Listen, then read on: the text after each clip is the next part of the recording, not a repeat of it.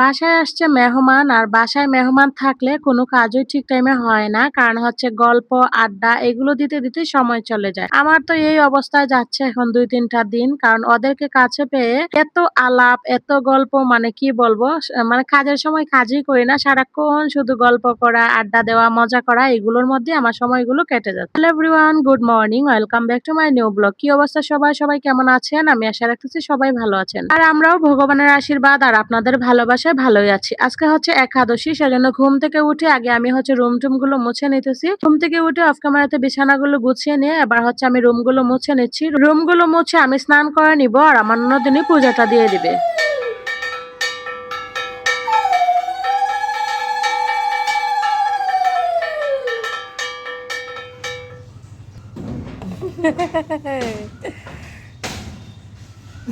এখন বাজে সকাল 11টা। আমি কিন্তু আমার মেহমানরা এখনো খাওয়ান দিছি না, 11টা বেজে গেছে। তো ওই যে স্কুল থেকে আইসা এখন রুটি বানাইতেছি, বানাইয়া তারপর অর্ডারও দিব।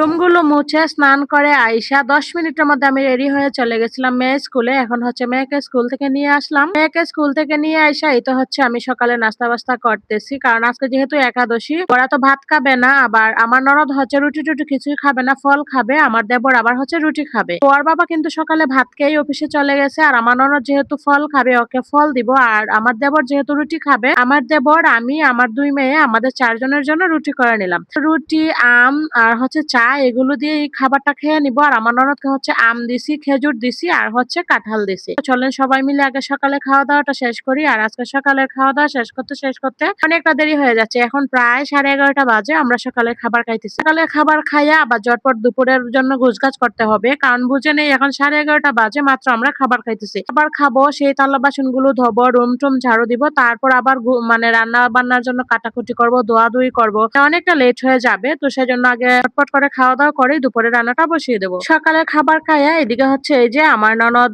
ওর বাবা কিছু শাকসবজি নিয়ে আসছিল, সেগুলো হচ্ছে জায়গা মতো গুছিয়ে রাখতেছে। আর এদিকে আমি রান্নাঘরে চলে আসলাম। আইসা হচ্ছে এখানে বুটের ডাল সিদ্ধ করতে বসাই দিছি। আর বুটের ডাল যেহেতু সিদ্ধ করতে অনেকটা সময় লাগে, সেজন্য আমি প্রেসার কুকারে দিয়ে দিলাম যাতে তাড়াতাড়ি হয়ে যায়। তো চলেন এদিকে বুটের ডালটা সিদ্ধ হোক, পরে হচ্ছে আমাদের গাছে পেঁপে দিয়ে বুটের ডাল রান্না করব, তার সাথে হচ্ছে সোয়াবিন রান্না করব। হইতে হইতে আমি কিছু সবজি কেটে নিব।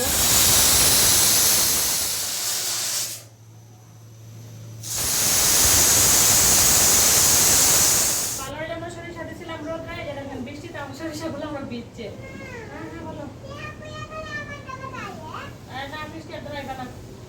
বেশি বিচ্ছে না, তারপরও ঝিরি ঝিরি বৃষ্টি পড়তেছে। তো চলো ভালোই হয়েছে না, এখন দেখছি একটু পরে দেখলে তো অবস্থা খাইল আছে। হ্যাঁ,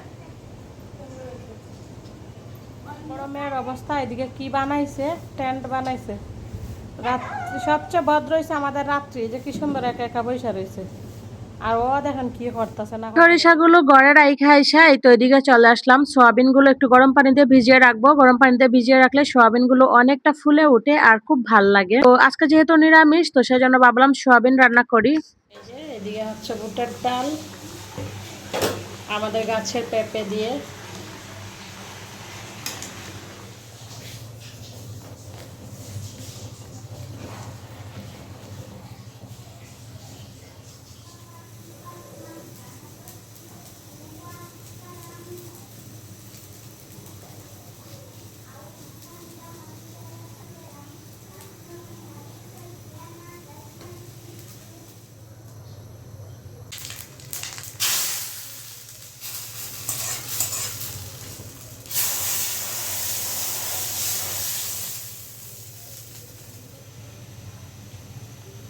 শুভ বিকেল আমার প্রিয় বন্ধুরা। আচ্ছা এই ফলগুলোর নাম কি আপনারা কমেন্ট করে জানাবেন তো। ওর বাবা হচ্ছে সাইড থেকে বিকাল এই ফলগুলো নিয়ে আসছে, আর এদিকে দেখেন আমার দেবর নিজের টাকা দিয়ে কাঁঠাল কিনে নিয়ে আসছে। কাঁঠাল কিনে আয় না, এদিকে কাঁঠালগুলো ভাঙতেছে, আমরা সবাই মিলে মজা করতেছি। আমার ননদ বলতেছে যে মানে বৌদির প্রতি কি ভালোবাসা, বৌদির জন্য কাঁঠাল কিনে আয় না, বৌদিকে একবারে ভাঙা খাওয়াইতেছে। আসলে আমার দেবর গুলো, ননদ গুলো এত ভালো, আমার শ্বশুর বাড়ির মানুষগুলো এত ভালো, কি বলবো, আমি হয়তো আপনাদেরকে বলে বোঝাতে পারবো না। ভীষণ ভীষণ ভীষণ ভালো। ওদের মন মানসিকতা এত ফ্রেশ, আমি হয়তো আপনাদেরকে বলে বোঝাতে পারবো না। সবাই মিলে সন্ধ্যার সময় আম, কাঁঠাল এগুলো খাই আবার বসে রইছি। আর ওর বাবু এই যে দেখেন, আমি বলছি যে আমার মাথাটা মনে হয় উকুন হইছে। ওর বাবু এই যে দেখেন মোবাইলে লাইট দিয়ে আমার মাথার উকুনগুলো মানে আনার চেষ্টা করতেছে।